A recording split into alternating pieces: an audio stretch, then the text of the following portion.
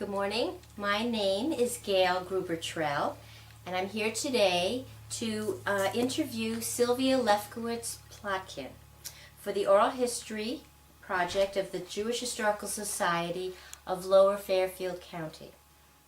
It is Monday, June 21st, 2010, and we are at her home on 7 Lou Manor Drive in Stamford, Connecticut. My videographer is Julian Reitman, and together we want to document and discover highlights of Sylvia's life. Good morning, Sylvia. Good morning. I'm so excited to do this. When you agreed to be interviewed, I said, I want to do it, and so I got my choice. Thank you. What we do with the end of this interview, we make a DVD, and you have one for your family, and we'll keep one in the archives. So that we can keep record of life for you in our lifetime. So let's begin with some background, and if you could tell us a little bit about your parents. My parents, they came from Chenovitz. It was a bordering village of Romania and Austria. Mm-hmm. And my father came here first to make plans and things, and my mother followed. As it was, I don't know what his profession was at that time, but he probably earned enough to bring us into this country. Mm-hmm. Not us, I should say, my mother. Right. Because we were all born here. Right. So share with me their names. My eldest sister is Lillian. Mm-hmm. Her full name is Lillian Lefkowitz Wexler. Okay. And my sister after her was Helen Lefkowitz Lieblang. And then I fit into the picture. And then I have a youngest sister. Her name is Shirley Lefkowitz Levy. Mm-hmm. And my brother was Sanford J. Lefkowitz. Mm-hmm. We really didn't have much of a lifetime with him. He deceased at the age of 33. Mm-hmm. So it was quite a loss. Right. Because only boy in the family. That's true. What were your parents' names? My mother's name was Fanny Reich Lefkowitz. Mm-hmm. And your father? My father is Herman Lefkowitz. Okay. Did they, okay. So they were both born way back. 1888. 1888. Yeah. So when they came to this country, where did they come to? Tell you the truth, they never mentioned. Of course, they came in from Ellis Island, Mm-hmm.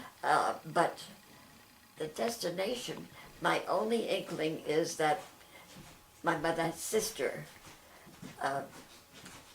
one who lived in Middle Village, that was where she first went, because we were practically all born in Middle Village. Middle Village is where? In Queens. Okay. All right. So you were all brought up in Middle Village? Yeah. And where did you go from there? Where were you? Did you? From Middle Village, we went to Canada because I was to recuperate. I wasn't a very well child, but in my very early life, I think I may have been less than 2 years old. I had empyema, which is a form of what do you call it? Pus on the lungs, like pneumonia. Mm-hmm. And in those days, I don't remember it, but there were no hospitals. Everything was done in the house. So they had to make an incision in my back to have pipes to take the pus out, and it was my mother and father who had to do it. We had the doctor at the house, and they had to take the pipes in and out. So it was, and then he had my father had a sister in Montreal, and we went and stayed there a while. And I don't remember that either, but this is what I was told. And we came back from there. The only thing I can recollect is Coney Island. How and when, I'm not sure, but I remember being there. It was huge boulevards. And of course, in those days, there weren't any cars, so everything looked immense, Right. especially when you're little. Right. And then after that, I think it was Jamaica, at Long Island, Okay. where my father had a delicatessen store, I didn't know. and my mother did the cooking, and my eldest sister helped my father at the store itself. What was it called? Do you remember? I think it was just, as I know it as a deli, I don't remember the name of it. Okay. Yeah, I made a lot of friends there, and my sister Shirley was born when we lived there, but we went to my aunt again in the village, and she was born during the Hanukkah season, and I can remember bringing her from the kitchen into the dining room and putting her in a basket. It was quite an experience. Right. Getting back to when they were helping you health-wise in Canada, they must have done a marvelous job because, tell me your birthday and how old you are. January 8th, 1917. So, I didn't have any medical help in Canada. It's just that it was whether it was the climate or the situation on hand. I don't know the reason for it. Right. But I remember a huge couch, almost like a leather couch, whether it was in Canada or I don't know. But then I had gone back there later in my life. So Jamaica was a very busy time. It was very busy, and our schooling was not a huge building. It was like a one-room classroom. Right. And I remember trudging through the snow to get to the building. And my father would bring lunch to us Really? at lunchtime. Yeah. So, upbringing, you went to PS 82, That was the grade school. right? And from there I went to high school, which Newtown High, and that was in, I think towards Flushing. Yeah. Okay. Yeah. And your high school graduation, you wrote down? No, I wrote down the wrong date. It's 32. Okay. I'll check that. So, what were your childhood memories? My childhood memories. I can remember very clearly having Passover at my aunt's house, and my uncle would conduct the service. And what I remember most is us kids with the chicken soup. We take, there was always a piece of meat with a bone in the center, probably the feet of the chicken, and we'd break off each end and use the bone as a straw to drink our soup. Amazing. What fun. Yeah, and another thing I remember, because there was some, their family, and when I was little, it was just the three of us, my three sisters, and they put the dining room chairs together, and we were small enough that we could sleep on the chairs. During During the Passover Passover. holiday. they went long, drawn out, very traditional. Yes, very much so. Oh, he was very religious. And I can remember him in the morning when I'd stir in my chair. He put the fill-in on and walk, making his coffee, saying prayers and everything up and down. And I was always very inquisitive about that, but I never asked. Okay. His name was your uncle? Remember? I don't remember. His last name. So it was your mother's brother? No, my mother's sister. Your brother's sister, okay. What was their name? Isn't that terrible? That's okay. If you think of it, you get back to it. Otherwise, it's fine. I just thought because you had these feelings about how What is the name? Was this your religious background? That was it. That's what I remember as. Mm-hmm. So you didn't have any formal... Nothing. Well, in those days, the girls were not even thought about. And the only one who may have had some education would be the rabbi's family.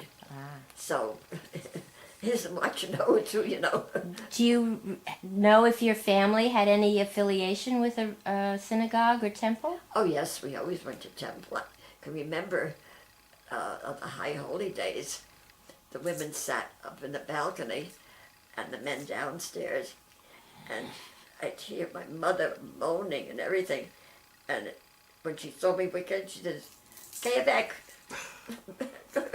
I was interrupting. You don't belong. Okay, let's get to the part where you've grown up and you find the guy that you want to marry. Well, what can I tell you? How did you meet? I didn't find him. You could say it was a shidduch. I worked in Best & Company in New York, and the department I was settled into was the corset department, to which there was the buyer and the assistant buyer. It so happened that my husband's aunt was the assistant buyer, and the buyer was her best friend, and they lived together in New York in a very busy section, not too far away from the store.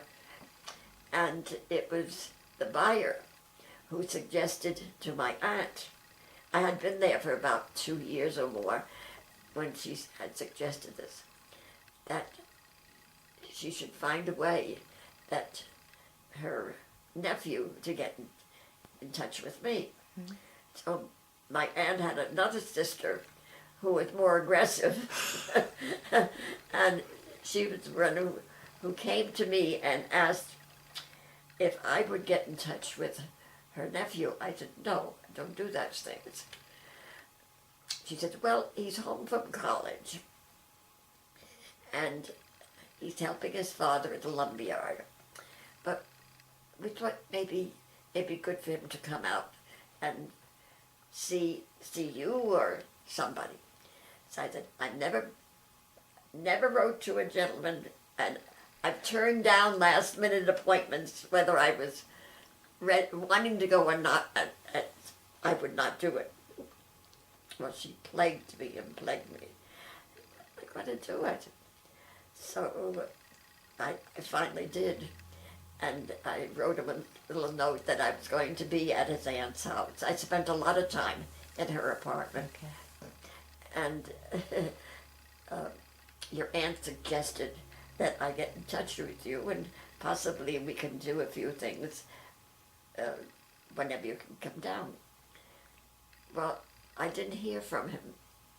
So my aunt said, you ought to call and find out why he didn't answer you.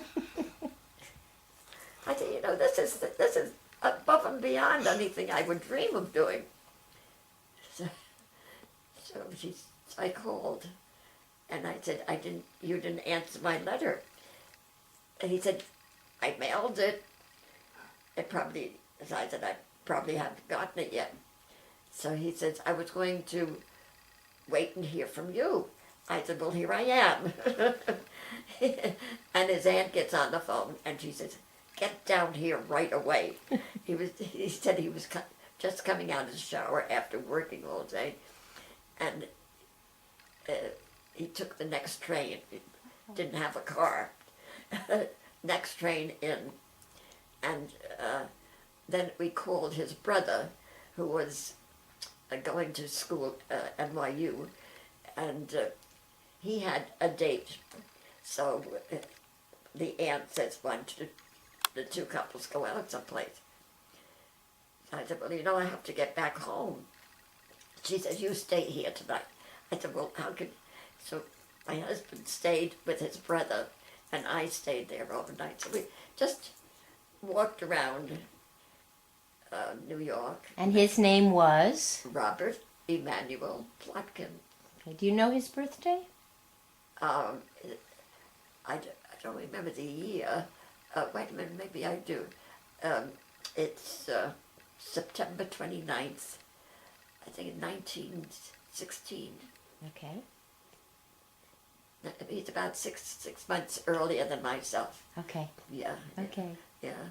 So that's how you met. That's how we met, and he would come down on Saturdays, and pick me up right from work, and we'd go have dinner, and then Radio City or someplace, and it was very nice, very nice. And then he was able to get a car for himself. It was a beautiful apple green DeSoto, a convertible. And he came down in this gorgeous car, and he pulled up in front of our house, and the kids in the neighborhood were looking around at where'd they ever see something like this? So, and then he was going to drive home. He said, "It's a long ride by myself. How about coming back with me?" So I would go. We do that on Saturdays. I would go back to his house. I slept with his mother, and it was growing and growing. Okay. So can you tell me how he popped the question?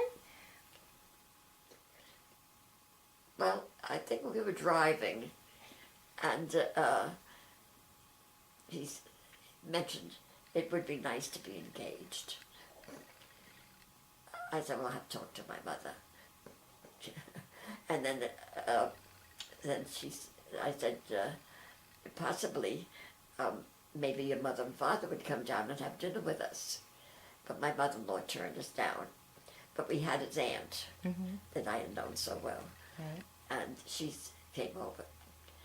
And it was, I think, by my birthday that he gave me an engagement ring. Okay. And then what was the wedding like? Aha! We eloped. Oh. Because? Any particular reason? Financially. Okay. Things were very, very bad. And that's why I had to work, was to supply my mother. And my sister said to me, she says, "Don't let your in-laws make your wedding." Because she had the same experience. She says, "There's no need for that." Of course, that was really. So Bob listened to it, and my mother had made me this gorgeous, beautiful outfit, hat, and everything to match, and he said, "We'll go up to Bedford Hills and marry with the Justice of the Peace." Mm-hmm. What date? It was the 22nd of January. What year? 1939.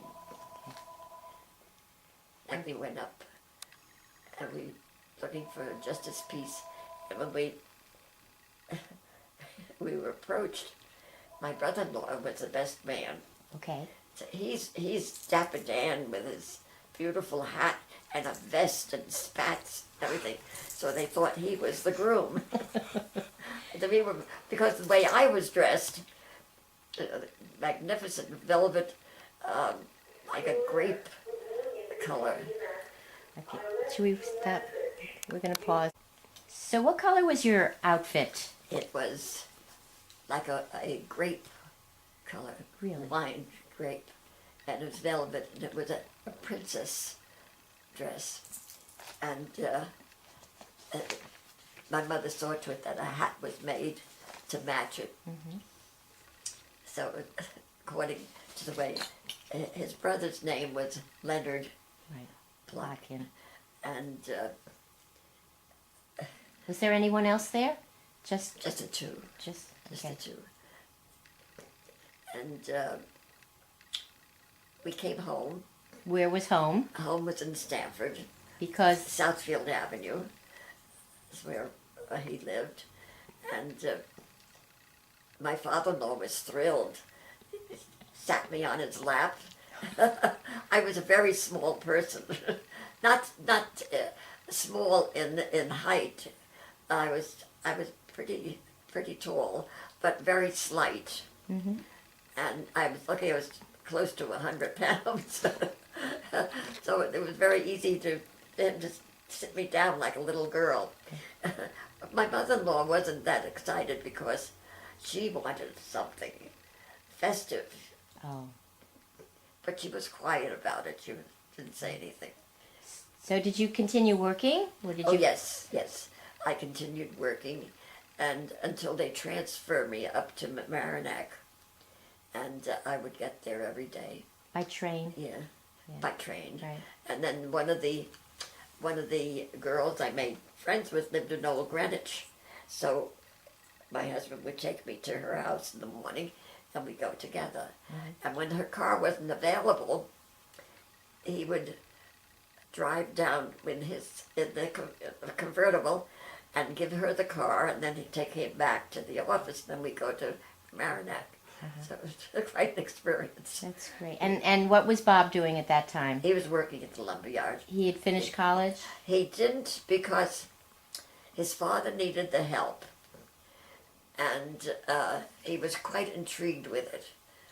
Really enjoyed being there. But for the amount of education he had, helped a lot. He continued by mail Mm-hmm. Good for him. to get a diploma, Good. so that he didn't just put it aside. And the name of the lumber yard, so we have The it. Plotkin Lumber Company, Right. yeah, on Southfield, 81 Southfield Avenue.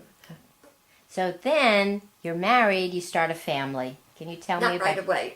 Okay, tell us. No, the first few months we lived with my in-laws because my husband had some sort of a feeling about being in an apartment.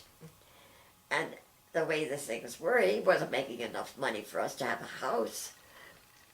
But my father-in-law had two houses on what was called McClurg Avenue, it's still there, that were two family houses. And he was going to ask one family to leave. So he thought about each one, and this one couple didn't have any children. So he approached them, and they were very pleasant about it. And it was a stepping stone for them to go and really have a house. It was a lovely apartment, very nice. Mm-hmm. And I think we were in that apartment for about a year and a half when Malcolm was born, Okay. the eldest one. And then Lorraine was directly after him. Mm-hmm. And then he went into the service. Bob. Yeah, he went in. They wanted him to go in the Marines. He said, nothing doing. I expect to go home and see my children and my family. So he went into the Navy. Yeah. But because of his background, they put him in the Seabees.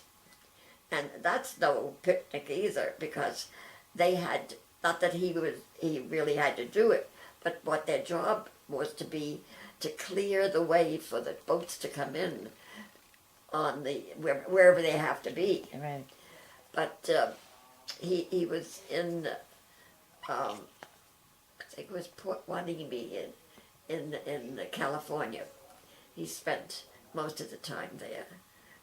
So you were home with the 3 children or the No, two children? And before he got to California, after boot camp, he was in Florida, and he got word that they're going to be there probably for the duration. So he said he had seen an apartment that he put a deposit on, and the woman said she don't like to rent to the service people, because but since he was from Stamford, she made an allowance. So I packed up the house, closed it down, and my mother-in-law's brother was coming up from Washington, and he didn't have any place to stay, so they were going to stay in my apartment until we came back. But it so happened that he got notice that they had to go to California, and the apartment, he had to talk his way out of that. And it was, and his brother Leonard was in the Fiji Islands, and he was home on leave. He just missed seeing Bob from after boot camp, so I had made reservations on the train for the kids and myself, and my father-in-law met me at the railroad station, and he said, I got bad news for you. I said, oh my God, what happened? Bob's being shipped. So he says, there's no point in you going down. So my brother-in-law says, give me the ticket. I'll go down. But Bob was glad to see his brother, was so disappointed, very disappointed that we weren't there. Yeah. And I think if I had gone, I would have traveled to California from there. Things happen. Yeah. So he came home from service. Yeah. How long was he away? I think almost, not quite 2 years. Not quite. Right. Yeah, it's very much so. And he had family in Los Angeles, and on weekends he would spend the time there. Okay. Yeah. That's great. Yeah. So getting back to when he returned, I guess you had child number 3? Yes. Yeah. And my mother was living with us at the time, and space was short, so we built a house right next to my mother-in-law's at the back of the lumberyard. They had this huge lot that they were able to put up a beautiful house, and everybody had a place. Good. Yeah, it was very good. And then, so Malcolm was born. Yeah, No, but Malcolm, Lorraine, and then and then Philip. Philip. Okay, so then, let's see, you must have gotten involved with the community some way or other. Well, I did. When Malcolm had started school, I don't know if it was kindergarten or first grade, but there was a PTA meeting and they had speakers and everything.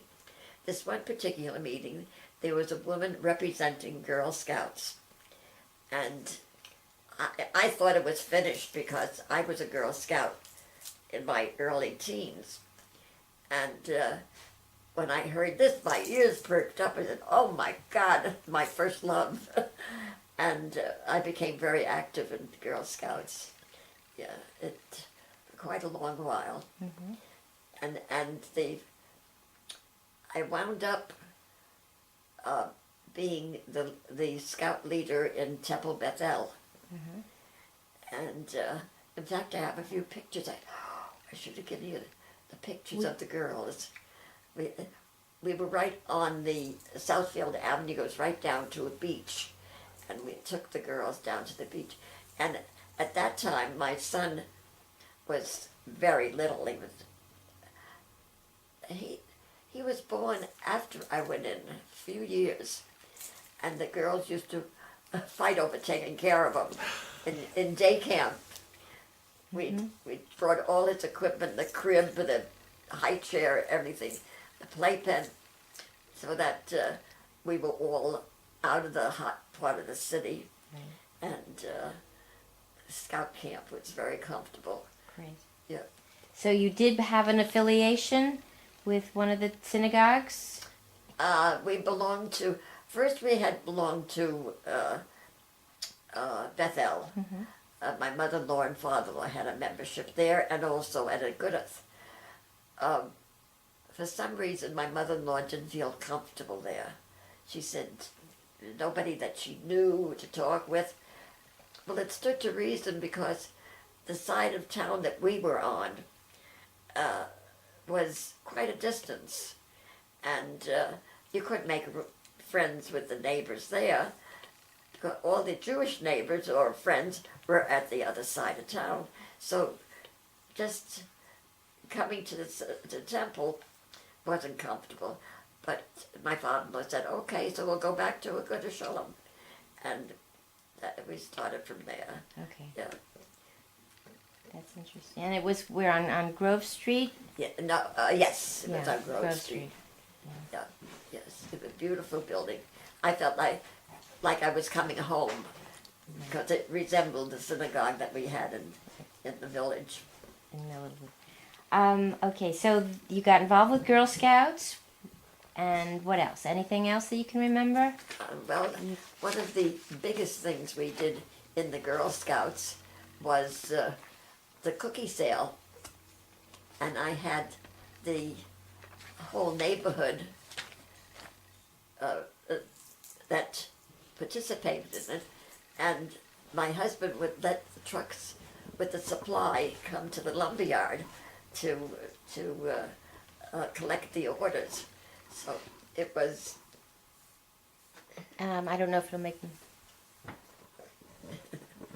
It was quite a challenge, but I had the help of my Philip, the little one. He was very red with his little red wagon, ready to help, and it was very, very successful.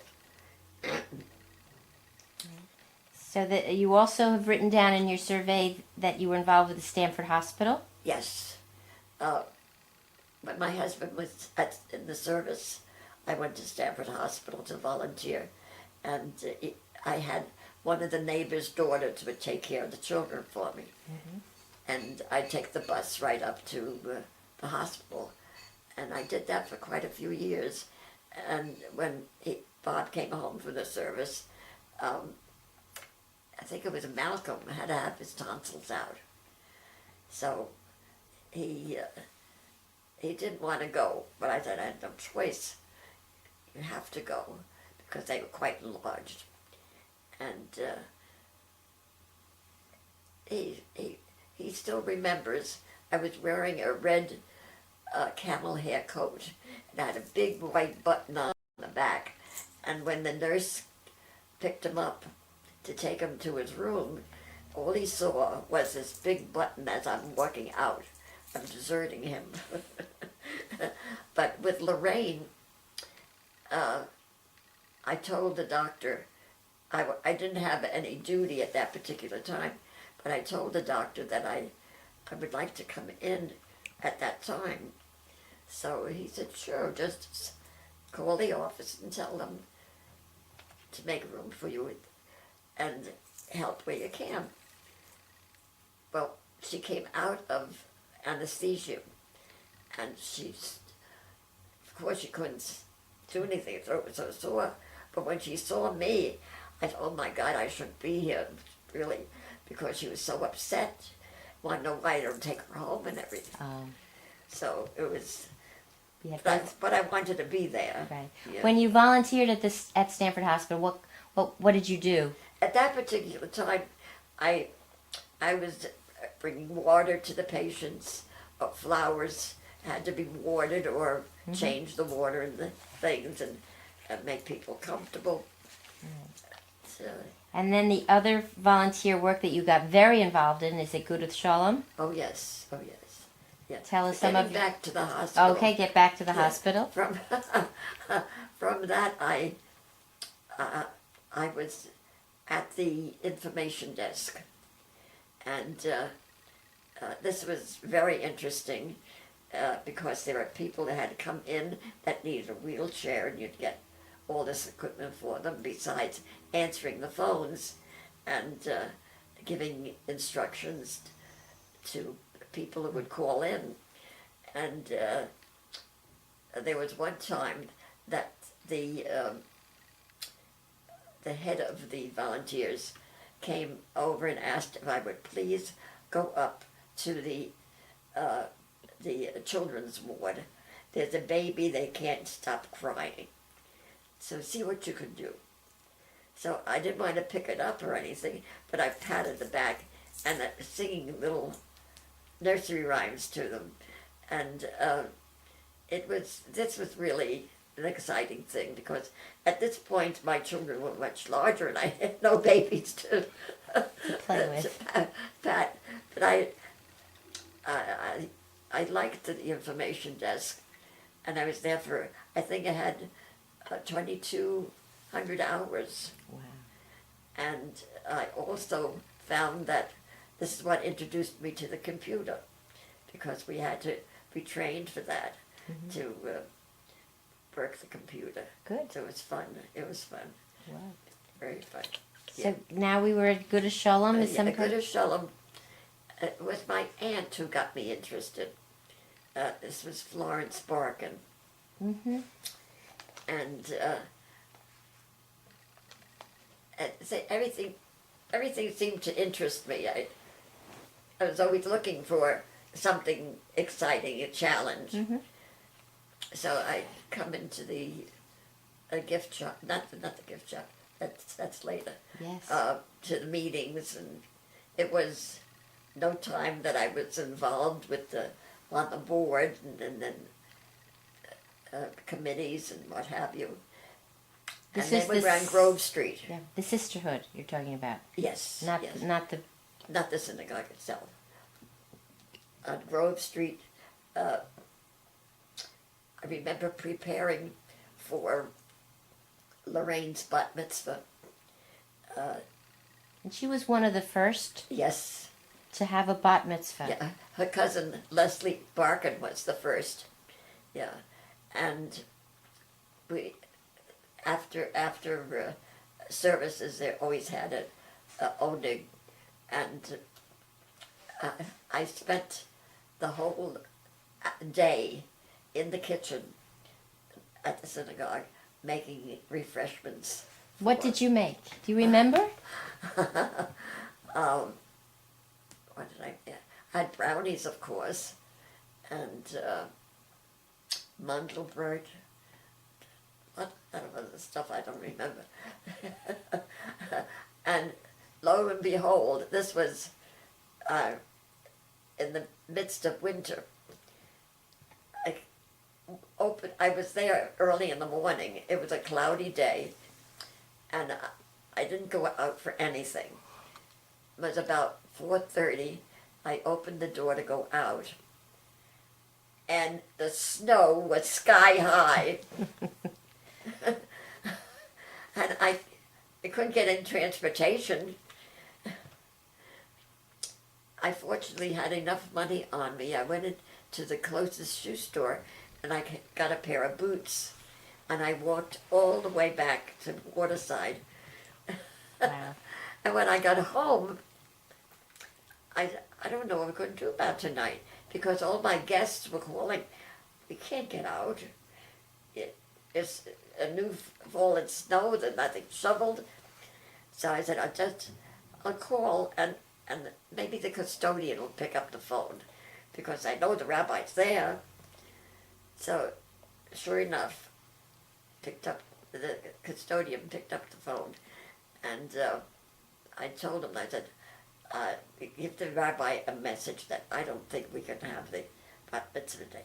He pulled the phone away from him and spoke to me. I said, Rabbi, no. He said, I can talk to you on the phone because I didn't make the call. Ah. So I felt better. And this is which rabbi? Aaron Krantz. Aaron Krantz. Yeah. Rabbi Joseph Aaron Krantz. Yeah, right. And I told him the situation. He said, it's up to you. If you want it, you can have it. Otherwise, I said, well, I don't want her to be forgotten. He said, well, see what happens next week. Next week was a Sackman girl. Oh. So the two of them had it together. Oh. So the refreshments I had was all stored in the refrigerator and then brought out at that time. So it was dreadful. It really was. Okay. Snowfall Yeah. of 1956 or Yeah. something like that. Yeah. And it was Patricia Sackman, I know. Yes, Patty. Patty. Yeah. Oh, that's a good story. So what else did you do besides? Then my sister had given me little trinkets that she'd buy, quite a few of them.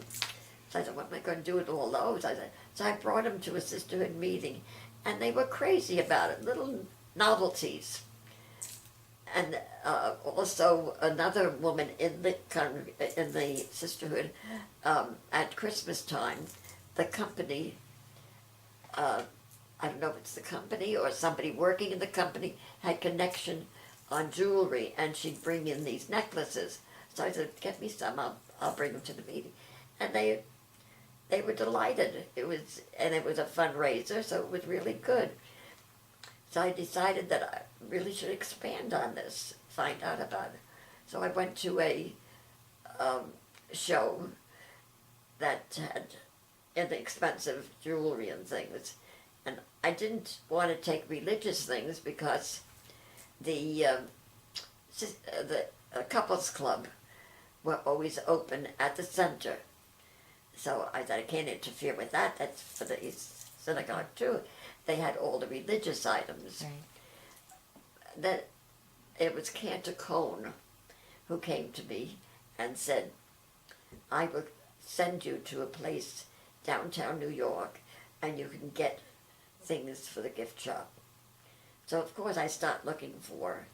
So was there a gift shop, or did you begin? No, there was no gift There shop. was It no was a gift shop. closet with cartons, and I would take these cartons to the meeting and display things. And then the Cantor Cone had told me that the couples club can't find anybody to finish to work at the shop that they have.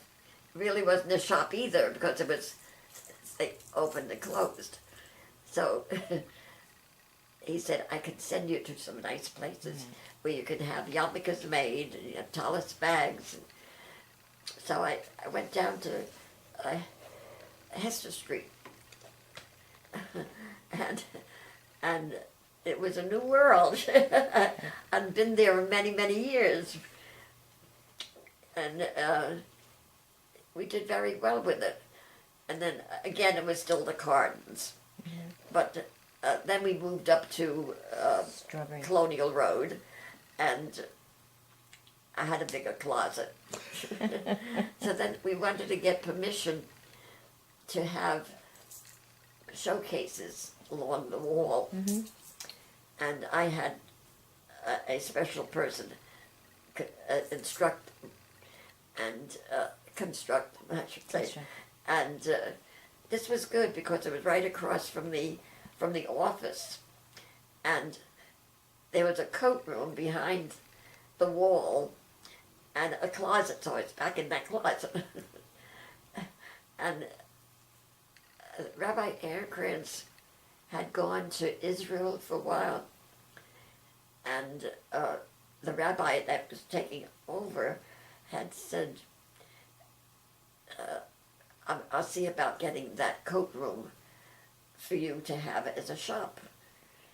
And that's what he did. So the coat room became a gift shop that was huge, really huge. And I left the cabinets outside, which was a showplace. And we filled it, we had people working, and we had jewelry as well as Judaic, which was great, china, just beautiful stuff. And Rabbi Aaronkrantz wasn't really in favor of this. He wanted a guarantee that would bring in money. So I showed him the records as to what we're doing without being advertised or anything. And you'd be surprised the non-religious, not Jewish people came in asking for things they were collecting. So it all went well. And then from there, they were putting an addition on the side of the building with a chapel, and my husband was very active with the minions, and he knew what they were doing, and I said, "Gee, it'd be nice to have a gift shop." So he thought about it, and he said he told when I made the plans, the architect, to fit near the elevator. Right. It's an open space. Well, the chairperson of the building didn't like that idea. So my husband suggested a part of the chapel had a huge room just for the men to have coffee. So he paid for that room, and it isn't very large, but it's more like a store. And the architect showed me the plans. It looked fine until it was constructed and I was fit to be tied, because two things were, there was a counter that jet out to the door. I said, how can anybody come in? And then the window of the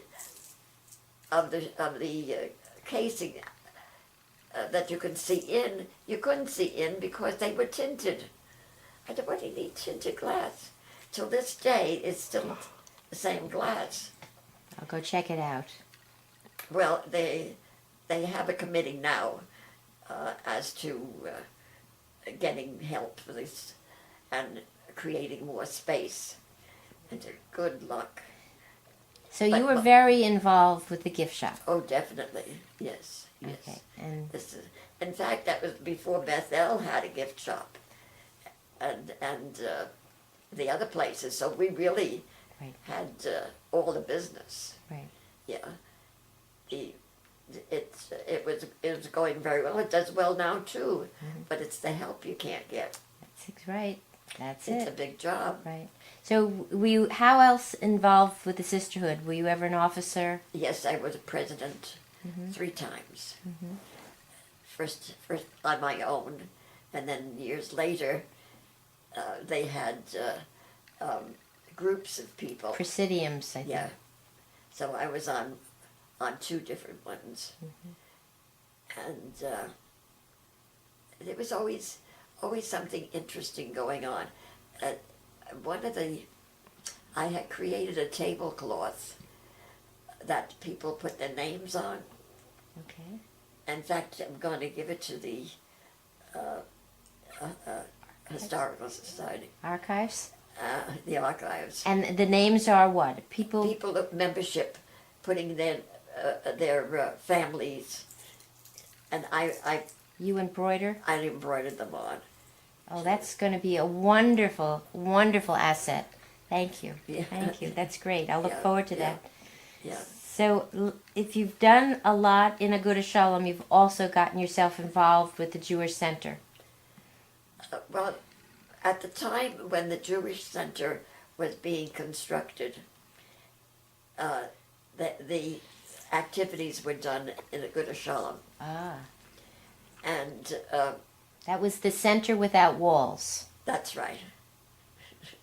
And at that time, I was very busy doing yoga, and long before that, a few years, because at that time I was also giving groups at the home activity in yoga.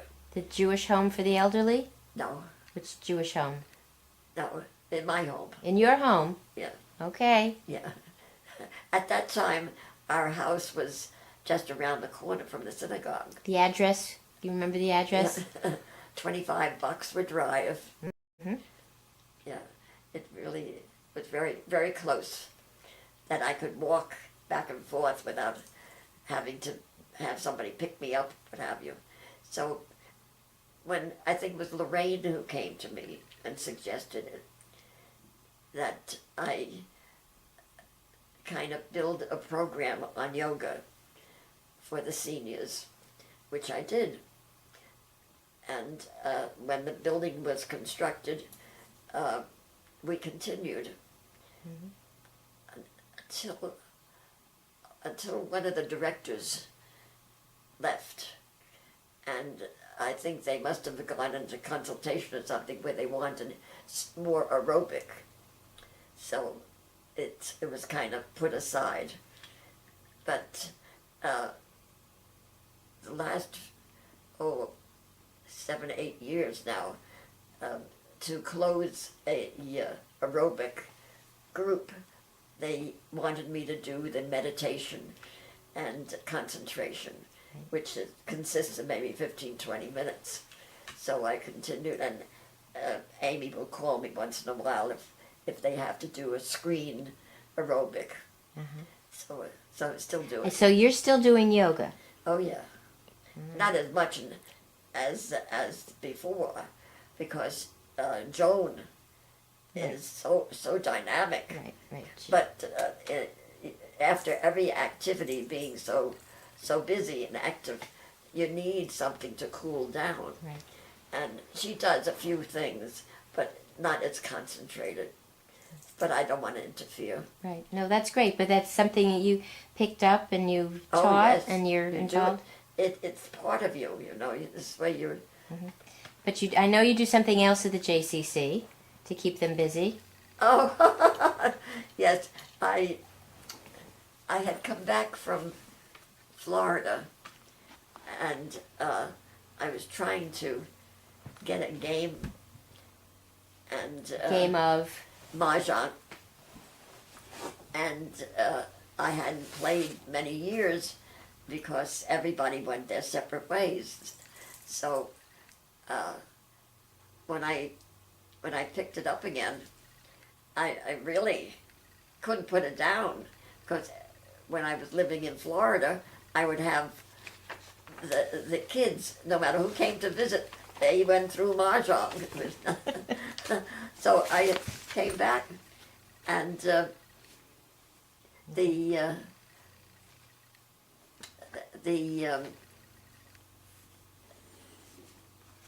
activities were, some would play cards, some wouldn't do anything, and some went to current events. So I had gone to one of the, be careful, one of the directors, I approached her, I don't remember which one it was, but she said, I said, it'd be nice if we had someone playing mahjong. Oh, because I saw sets in the closet. I said, how come we don't use the sets? She says, nobody plays. I said, well, why don't we start something? And it started that way. So you've been teaching mahjong. We're going to have to rush. That's, no. No, what? Okay. So we're talking about mahjong, and Yes. we getting back to the gift shop. Just to mention that it does have your name. It's Yes. Sylvia's Gift Shop, Right. and we're going to. If there's anything else at the JCC, I mean, you were honored there Yes. a couple of times. Yes. Yeah, right. Tell us. Oh, I have, at my computer, I have the trophy. Okay. Yes, that was, One was Posh. yes, Providers of Senior Happiness Right. honored you, yes. and And the gala yes, at the Jewish Center. right. Yeah, that was very nice. That was a With mother-daughter- mother and daughter. Mother and daughter Yes. recognition Yes, at the gala. right. Any others that I don't know about? Well, I was honored at the synagogue on a Shabbos, and I got the Mensch Award, Okay.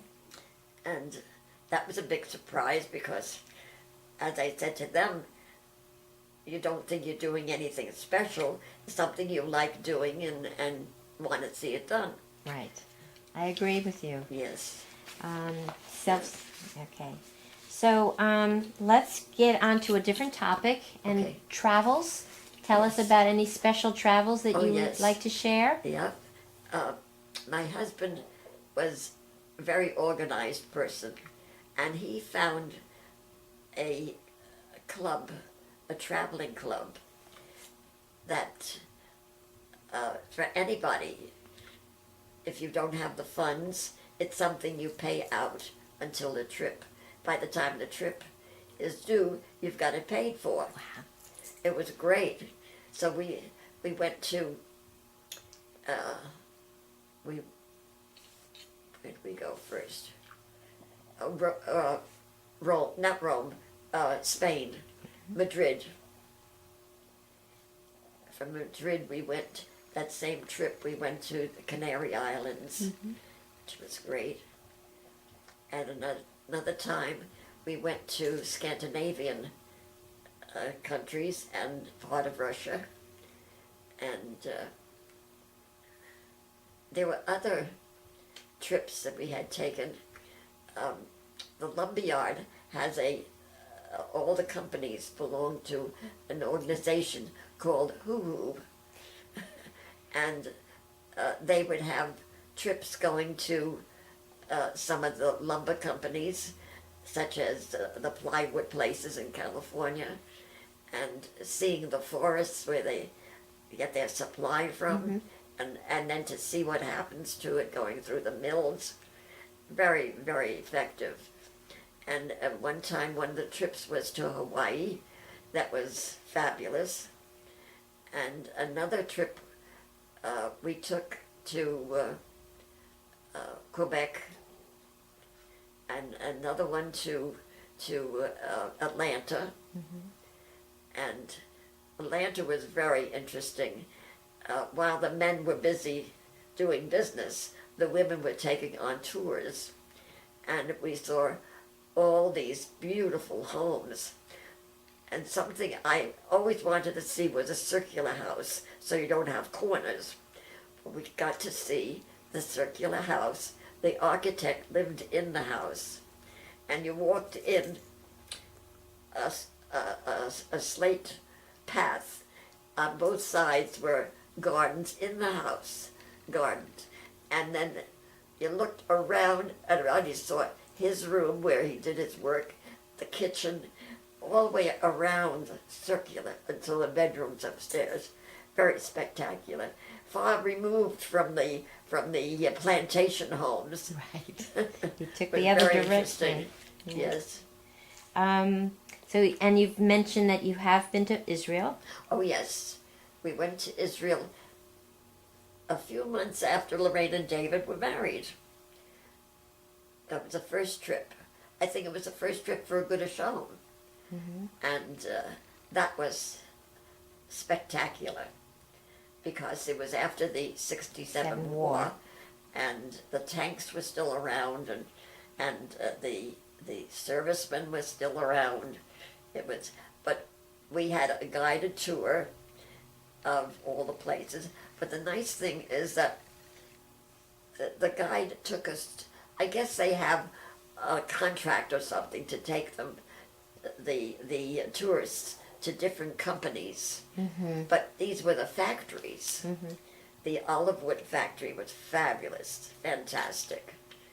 And another company where they made jewelry, and some of these were handicapped people. And the prices were nominal, because I've had some of the things appraised, and there's 4 times what I paid for it, at least. Right. And then to go to the caves, and the first time we went up to Masada, we had to climb up. The second time we went up with a lift. The cable. That was many years later, and we got to Eilat, which is a beautiful beach, and there were only one hotel. Now it's quite a resort. Right. Yes, and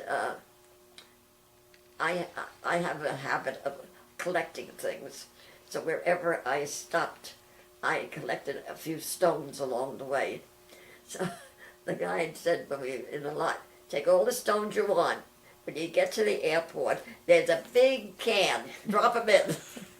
I said, that's what you think. I didn't take such large stones, but I had made a map of Israel and then put these stones in each of the places. So I gave it to somebody, whether it was bicultural or not, I don't remember. But that was a fun thing, Right. really. And the rabbi would say to me, be careful what you pick up, it could be a trap. Be careful. So you just mentioned bicultural. Did you get involved with bicultural at For all? some reason or other, they never approached us. And I was disappointed. Because it was just new when. Yeah, well, I had been so close with, here back to the gift shop. On Hanukkah time, we would go to the Hebrew school, which bicultural started in, and set up everything so I could see what was going on there. And I'm very friendly with the Shekatowitzes, but we were never approached. Okay. So I was a little disappointed there. Right. I said I couldn't understand why, but Okay. But you were involved in somewhat. oh yeah, You knew what was going on. That's important. yeah. So, let's see. Is there anything you wanted to ask us? So you have a couple of awards that you can Yes. mention, and then we'll take pictures of them to include them in the video. Okay. But what were they? Do you remember? And One, you're wearing one, you said. yes, my Yeah. brooch it says a mensch. And you got that. You Yes. told us Right, from Aguda Shalom. right. What was it, 77?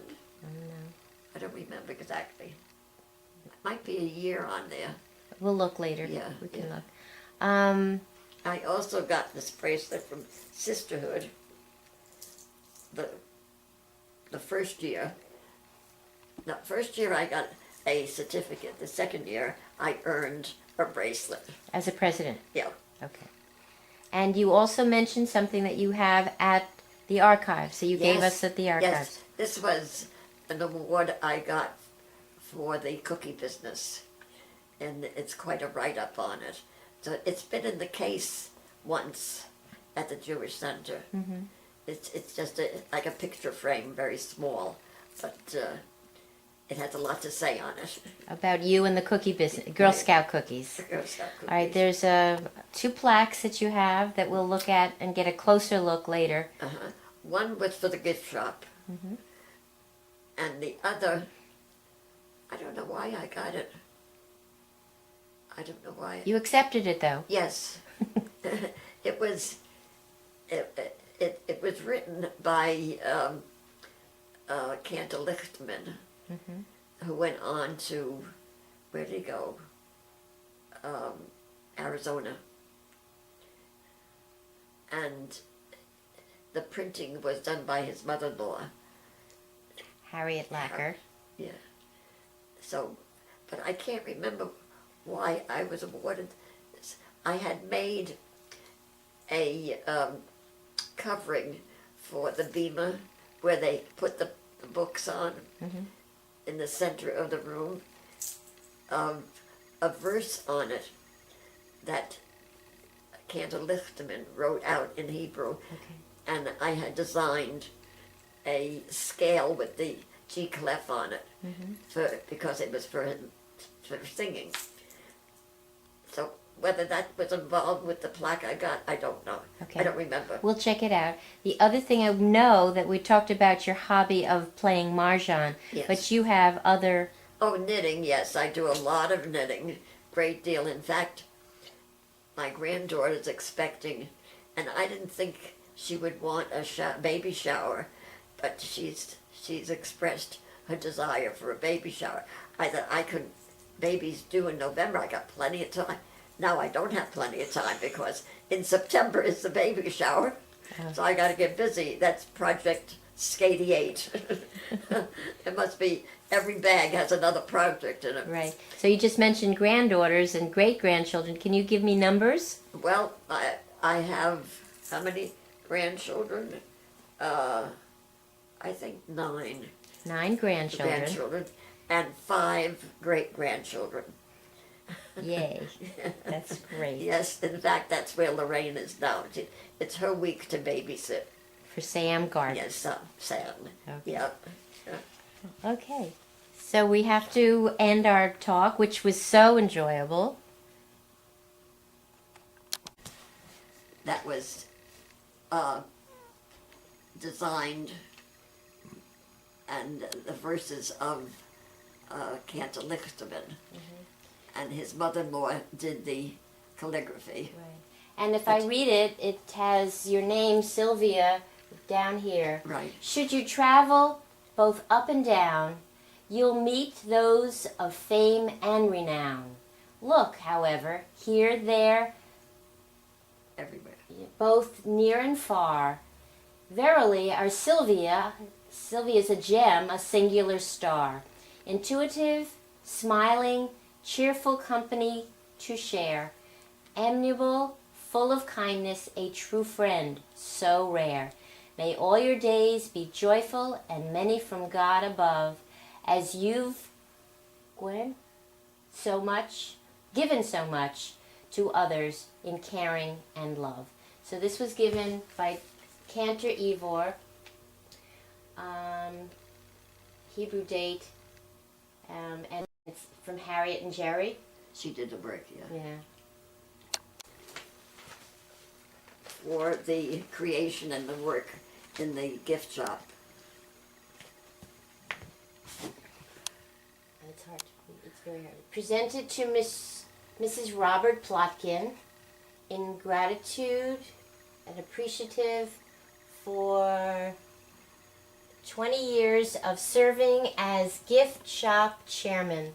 Agudas Shalom Sisterhood, 1982.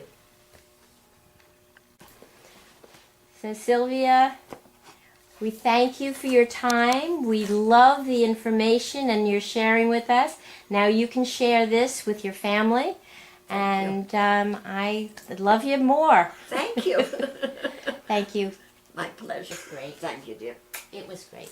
I don't know what it looks like, but I had a good time.